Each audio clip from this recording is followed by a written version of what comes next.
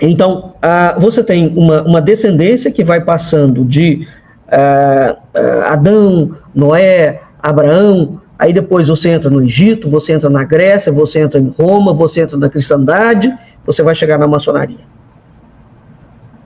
Bem, qual é a lógica, não é, desse conhecimento? Como é que é possível que Noé e os seus descendentes foram portadores desse saber? O Flávio Joséfo não está interessado nisso. O que cabe consignar aqui é a ideia implícita no treco. Você tem um conhecimento, aquele conhecimento é lendário e ele é transmitido. Então, um dos grandes estudos ligados à Arca de Noé é exatamente a translação do conhecimento. Né? Ora, o que vai acontecer, portanto? Depois que você tem a ideia da translação do conhecimento, em que um povo, de posse daquela coluna, ele detém o conhecimento, mais adiante, já com a cultura cristã e a religião cristã e a civilização cristã sob o Império Romano sendo gradativamente construída, vai se anexar um outro tipo de estrutura de conhecimento, de translação, tá? Vai se anexar uma outra ideia. Então, você tem um povo entra em declínio, ele desaparece, culturalmente falando, quando, teoricamente, ele entra em declínio social e moral. Aí aquele povo cai. E aí, como o conhecimento é divino, como aquele povo entrou em decadência, ele se auto-aniquilou, então a chama de Deus passa para outro povo. Por que vocês acham que a Estátua da Liberdade nos Estados Unidos tem uma chama que ela segura? Por que vocês acham que as grandes figuras que surgem, que é a chamada Victória, né? Legis, que surge a partir da Revolução Francesa, com os movimentos revolucionários, é sempre uma mulher levando uma chama. Aquilo não é a chama para iluminar, aquilo é a luz do conhecimento. É o Fiat Lux, não é? Eu tenho a luz. Porque Deus faz o mundo, vê que o mundo é bom, faz de novo e fala que seja feito. E a luz foi feita, faça-se novamente. Então, o processo de criação dos dias é marcado pelo Fiat Lux. Sela o primeiro dia, o segundo dia, o terceiro dia, até o sétimo dia. Construiu a criação. Então, você é o criador. Bem. Então, as nações, essa história que o Joséfo conta é uma história providencialista. Então, você vai ter esse discurso em São Jerônimo, você vai ter esse discurso adotado por Santo Ambrósio, você vai ter esse discurso adotado por Santo Agostinho de Nipona, você vai ter esse discurso adotado pelo monge calabrês Joaquim de Fiore, quando ele vai propor a teoria do Quinto Império, né? Você vai ter esse discurso adotado por Camões, nos Lusíadas, né? Que é a translação do conhecimento, e a translação do império. Então, vamos lá. A última grande chama é Roma, Grécia, o império, o mundo helênico, né? Grécia, os judeus que estão ali, a cultura helênica é uma cultura muito judaica, muito misturada com o grego. Então, depois você tem Roma como a grande herdeira desse processo que aconteceu na Jônia, na Ásia Menor, não é? Na Ásia e no berço mediterrâneo e no Egito. Então, Roma emerge como uma grande cultura que pega tudo isso e sai levando esse Fiat Lux, sai levando as placas do conhecimento e da técnica. Bem, aí Roma, Constantino, funde o poder material com o poder espiritual, aquilo que já havia sido separado no início romano. Né, porque você tem a política de um lado e você tem a religião do outro. A partir do momento que Constantino decreta o cristianismo como religião oficial do Estado, ele faz uma fusão entre o trono e o altar. Então, aqui começa. Né? Então, a história, nesse sentido, ela é providencialista. ela caminha segundo a ordem da providência, porque um povo é eleito, depois ele entra em queda, em declínio, e aquela civilização desaparece e Deus escolhe outra nação. Tá bem? É isso. Ora, então nessa lógica, não é, de que você tem um ciclo histórico que vai se repetindo, o tema das duas colunas vai sendo levado. Tá? Todas as vezes que há a morte de uma cultura, né, e o império e o conhecimento passa, emerge um novo império. Então, depois de Roma, existe aquele mito, aquela lenda, aquela procura de quem será a terceira Roma. Ou seja, qual é o grande império político e religioso que vai surgir no mundo, depois que esta cultura cristã que nós conhecemos naufragar. Este é o espírito da ideia que está envolvendo o nascimento dos movimentos revolucionários no século XIX, XVIII. Bem, vamos continuar. A translação do império, esse tema começou a surgir no século VIII, depois de Cristo, né? Então, a gente já tinha os ideólogos de Carlos Magno vão começar a falar claramente na translação do império. Então, vai sendo cunhado uma estrutura mítico-simbólica para legitimar a inspiração imperial de Carlos Magno, né, e da monarquia de Carlos Magno como sendo uma monarquia católica romana renovada para a França. Né? Então, Bizâncio, e olha que Constantinopla não tinha caído. Mas o projeto de Carlos Magno já caiu. O cristianismo ocidental não existe. O que existe, Roma já foi. A primeira e a segunda. A França é a nova Roma.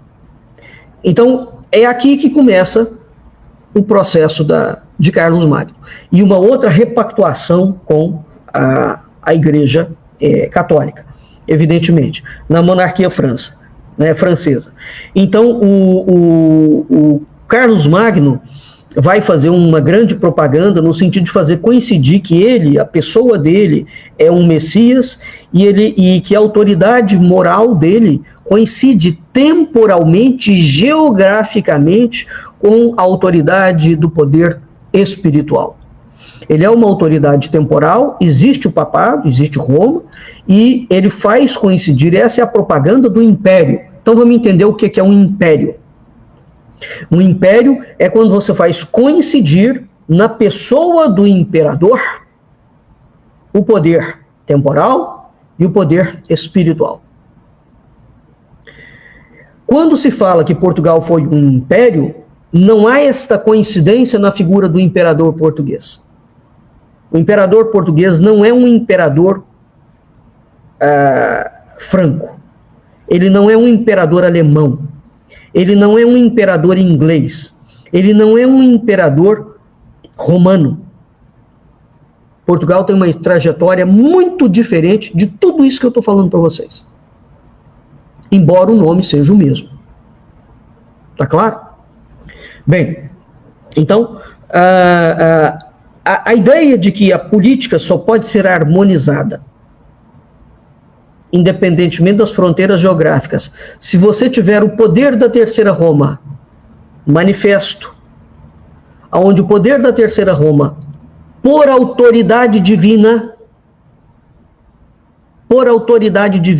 porque ele porta as duas colunas pré-antediluvianas, ninguém questiona, porque a mensagem é pré-cristã e é bíblica, ou seja, ela vai atingir muçulmanos, ela vai atingir cristãos, ela vai atingir romanos, ela atinge gregos, porque a teoria das colunas pré-diluvianas não é somente judaica, ela é babilônica, percebeu? Então ela entra também na Grécia. Os chamados povos pagãos entendem aquele símbolo, não é só o cristão que entende. Entendeu a força do mito? Ele é muito forte. Ele permanece até hoje vivo. O Putin fala disso dia sim e outro também. Tá claro? É muito sério o que está acontecendo. Porque até hoje existe a disputa pela Terceira Roma e uma série imensa de um campo profético que fala que Roma, a igreja, vai cair, a igreja latina. Não há profecia que ateste a queda da igreja bizantina. Há profecias inúmeras, dentro do seio católico inclusive, que atestam a queda da igreja latina. Estranho, né? Então,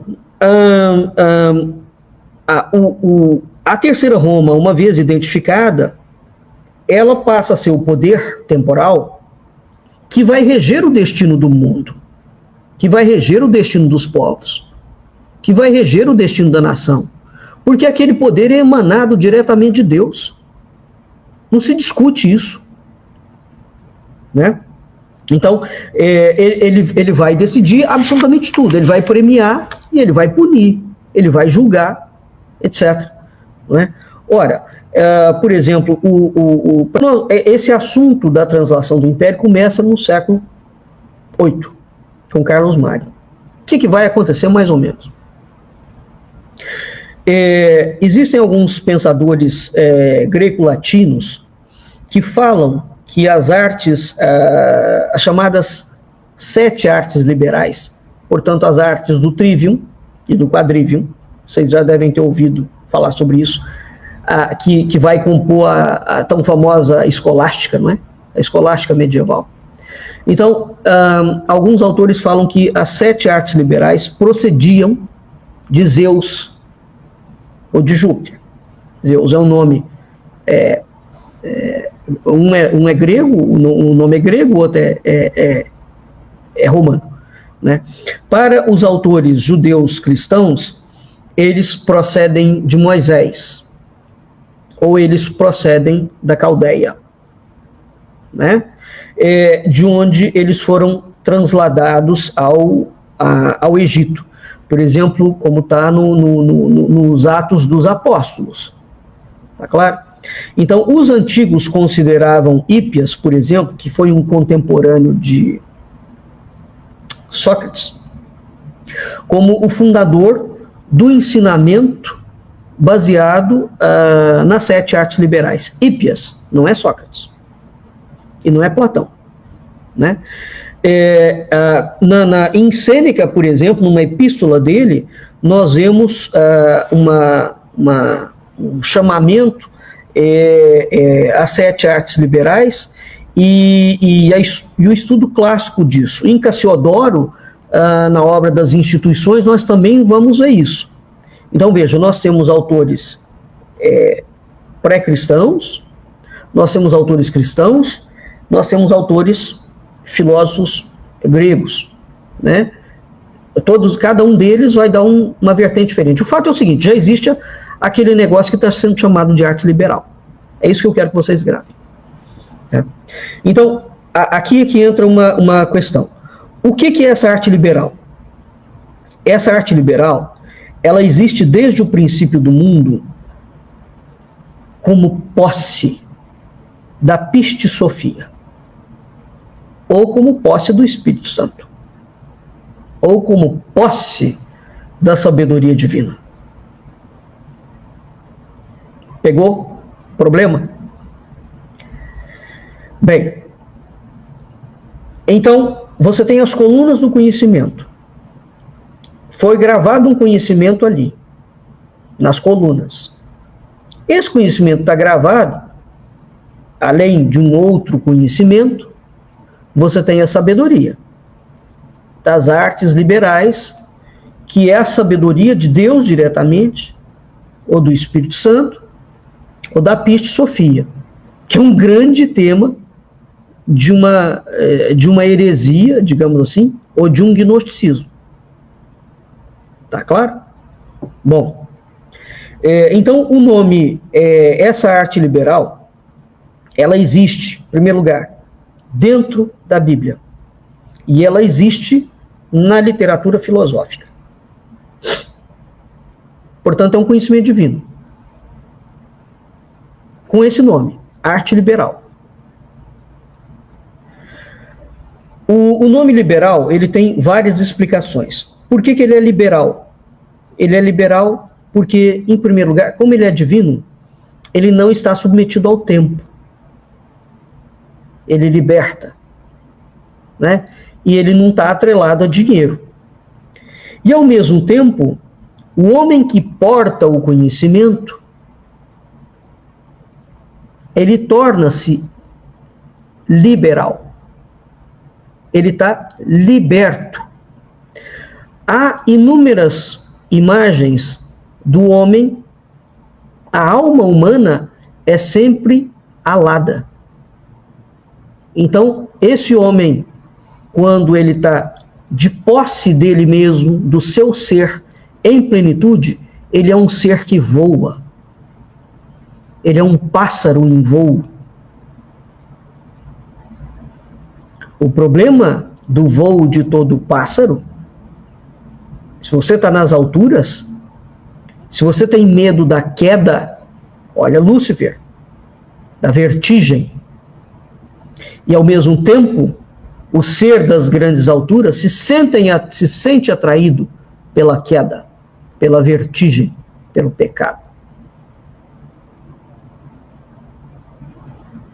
Então, quando esse homem, o homem peca, é expulso do paraíso, está em queda, existe a promessa do retorno para o paraíso, o voo de volta à casa, a recuperação de um estado paradisíaco original. Bem, esse conhecimento é liberal porque ele vai libertar a relação entre o mestre e a relação entre o aluno. Ele vai libertar a alma e ele liberta o homem da sua própria ignorância. Ele faz o homem se encontrar com ele mesmo. Então, eu poderia ficar aqui falando durante muito tempo sobre a ideia do liberal. Veja, quando você pega essa ideia do liberal, você entende que essa arte, que é um saber próprio de homens livres, de homens que não são servos de ninguém, não são servos de monarcas, não são servos de padres, não são servos de família, não são servos de Estado. Aí entra a Revolução Francesa, liberdade, igualdade, fraternidade. Ok? Veio daqui, deste conceito de você, o homem perdeu a asa na queda. Quando você entra em contato com o conhecimento das colunas, você empluma as asas novamente. Você toma posse do seu ser. Porque Deus está no seu meio. Você recupera aquele estado de pureza original que foi perdido com a queda. Ora, então, essa arte liberal, quando ela vai entrar, né, num ramo de um saber próprio de homens livres, os maçons são homens livres, não são? Por conta disso. Esses patifes, mentirosos, sacanas, manipuladores da história teológica, da história mítica, da história política, essa associação nefasta foi lançar mão de um conhecimento que remonta ao início dos tempos e trouxe para dentro dela o dístico de toda esta trajetória milenar de conhecimento e de translação de impérios e de poderes e de sabedoria. Então, quando os maçons se apresentam como homens livres, vocês já devem ter ouvido também falar dos filósofos livres, a ideia de liberdade. Então, o que está por trás da ideia de liberdade? Qual é a musa, qual é a figura, né? A vitória da legitimidade que aparece imagem que eu já cansei de mostrar ela, vencendo o anjo custódio de Portugal, pisando em cima do anjo custódio de Portugal. A liberdade maçônica pisando em cima do anjo de Portugal. Então, quando essa gente se apresenta como livre, é preciso entender o que eles estão falando. E o buraco é muito mais embaixo do que o vulgo, o povo pode entender. E o povo, exatamente pela complexidade do tema, não vai entender. Porque eu vou gastar provavelmente 2 horas para falar quase nada. Para falar de 2 palavras só. E o povo tem que entender motes, signos. Tem que se identificar com coisas rápidas que ele sequer consegue raciocinar. Porque é o processo da manipulação simbólica. Você não raciocina, você se identifica com aquilo. Quem é que não se identifica com ser livre? Você não precisa explicar. Você fala, sujeito, você é escravo. E agora eu vou te tornar livre. Basta isso, você se identifica com aquele treco. Pronto, e você aí passa a levantar a bandeira de que quer ser livre. Você não sabe livre nem de quem, nem do quem. E nem se você vai ter um novo senhor, a quem você vai jurar fidelidade absoluta. Não é? Então, a trajetória histórica do termo é essa. Ora, isso aí é uma pintura do Domingos Cerqueira, pintura portuguesa. Veja que ela tem asa, tá vendo? É uma figura guerreira, como se fosse mas é feminina, é uma guerreira feminina, portando a Carta Constitucional de Portugal e Dona Maria II, que é a filha de Dom Pedro, essa vitória da legitimidade. Está pisando sobre o anjo custódio, que é a entidade tutelar protetora de Portugal. Jogado aí. A maçonaria vencendo a monarquia. É esse o símbolo do que aconteceu na Europa com o liberalismo. Esse é o anjo custódio. Olha o custódio de Portugal encimando um anjo, né? Encimando com uma coroa imperial, império, com o brasão português, com os castelos e as quinas em forma de cruz. Essa cruz aí, essa simbologia já é a simbologia pós-Dom João II, onde o sentido dos escudetes estão voltados para baixo. Né? Mas, enfim, isso é um detalhe. É isso aí. Então, na Idade Média, você tem o surgimento das chamadas artes liberais e todo o processo de construção do conhecimento em cima do trívio e do quadrívio. Hoje a bibliografia sobre isso é muito séria, né? E de certa forma está até mais divulgada. Então essas artes liberais foram chamadas de artes reais. Aquilo ali vai entrar, esse discurso vai entrar dentro do humanismo posteriormente, e esse discurso que entra dentro do humanismo, de arte liberal, ele é incorporado futuramente pela maçonaria, e a maçonaria começa a combater a escolástica, que é o ramo católico, né, cristão, que vai ensinar sobre as artes liberais, vai falar que todo o processo de ensino de artes liberais nas universidades europeias é um ensino decadente, que aquelas artes liberais, portanto, trívio e quadrívio, é a forma mais estúpida de você dar conhecimento à pessoa, e eles vão libertar o conhecimento. Mas, ao mesmo tempo, eles falam que eles estão trazendo um outro tipo de arte liberal. Então, eles usam o mesmo signo, né, para falar, esse aqui caiu, porque sou eu que estou sucedendo ele. Mas a maçonaria não é só uma sucessão, ela é pior do que isso. Ela não é só a Terceira Roma. Ela se aufere ser diretamente Deus. Não estou brincando, não. O Gadu maçônico, o grande arquiteto do universo, o grande geômetra, é exatamente aquele criador que no início dos tempos deu as 2 colunas para Adão e Eva, e para Sete, e foi por aí afora. Então, quando a maçonaria emerge, o que ela está falando? A Igreja Romana é uma impostora. Sempre foi. Todos os impérios do mundo são impostores. Então, quando a maçonaria pega e cola símbolos do judaísmo, dos egípcios, de Zoroastro, né, da Índia, da Macedônia, da Grécia, da filosofia, quando ela vai fazendo aquela colagem por todos os símbolos de todas as culturas do mundo, ela diz que ela é a mãe de todas as culturas. Ela é anterior a todas as culturas. Todas as culturas foram originadas por causa dela, maçonaria. É esta gente que emerge conduzindo um movimento revolucionário que vai explodir com o mundo inteiro. É esta gente que emerge falando do liberalismo econômico. É essa gente que fez a independência do Brasil.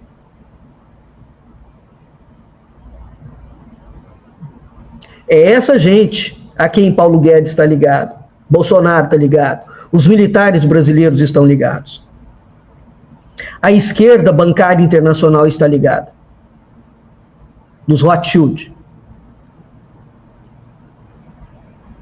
Então, é preciso entender o que é o liberalismo, tá certo?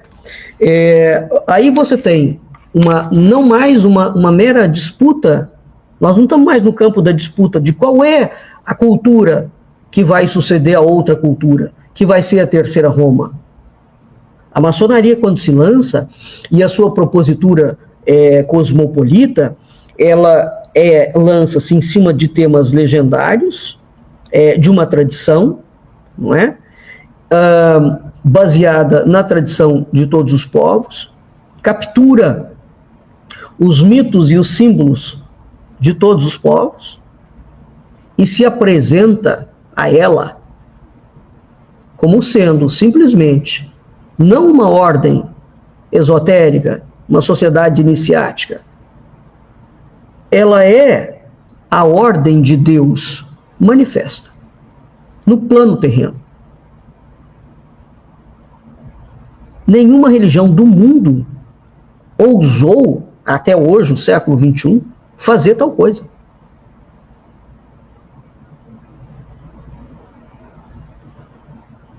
Ela é o plano de Deus, a ordem divina manifesta. Então, esses 4 malditos documentos, o manuscrito Regius, que foi escrito em 1390, aí esse manuscrito existe, a maçonaria diz que é dela. Ela foi roubando manuscritos que nunca foram dela. O manuscrito Regius foi escrito em 1390. O manuscrito Koch foi redatado em 1410. O manuscrito da Grande Loja foi escrito em 1583. E as Constituições de Anderson em 1700 e pouco por 2 pastores protestantes. Ela foi roubando. É uma grande larápia de signos, de símbolos, de culturas, de saberes. E esse negócio que emerge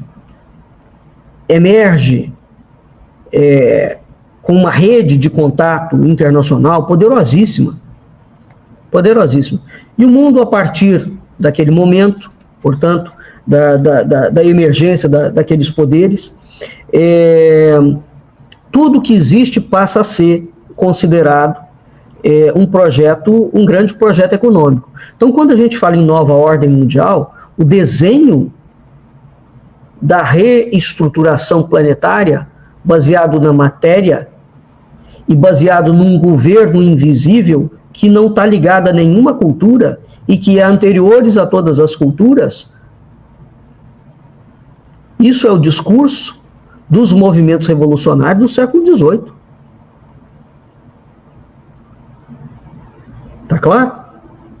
Então, aquilo que nós vamos chamar aqui no Brasil de liberalismo da Revolução Francesa, é o liberalismo maçônico. O liberalismo vem das artes liberais. As artes liberais é a arte segundo a tradição, ou de Deus, é o conhecimento divino direto, é o conhecimento do Espírito Santo, ou é o conhecimento do Espírito Santo, ou é o conhecimento da Piste Sofia. Pode escolher o que for. Ele é atemporal.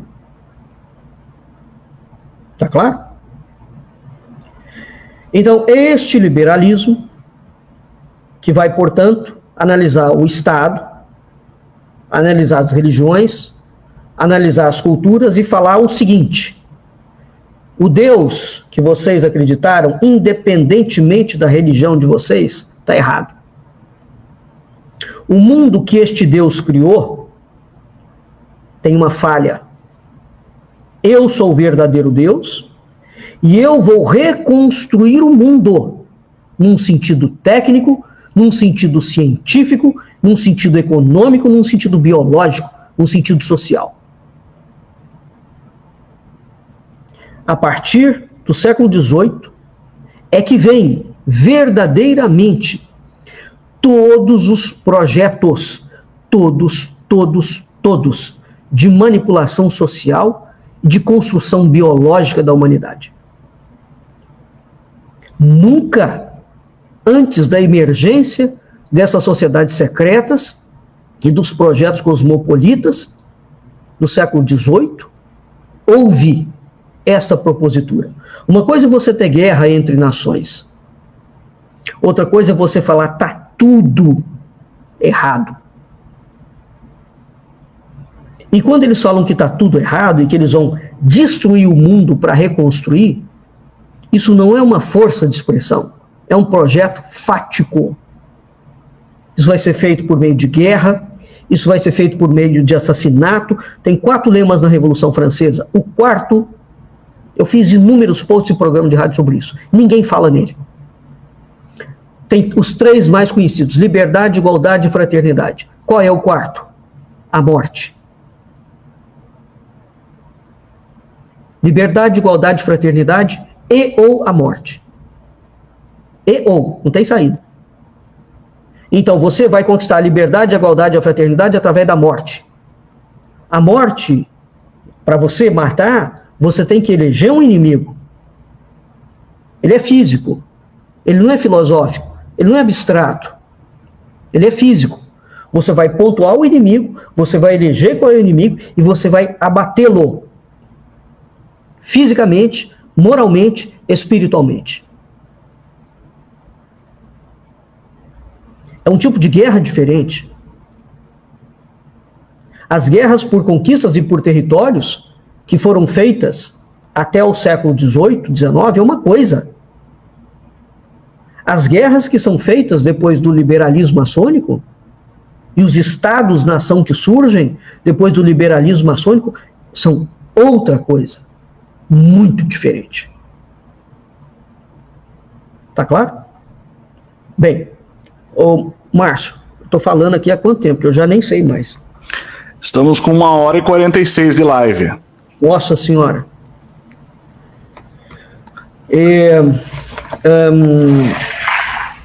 Eu vou, deixa eu ver aqui o que eu vou...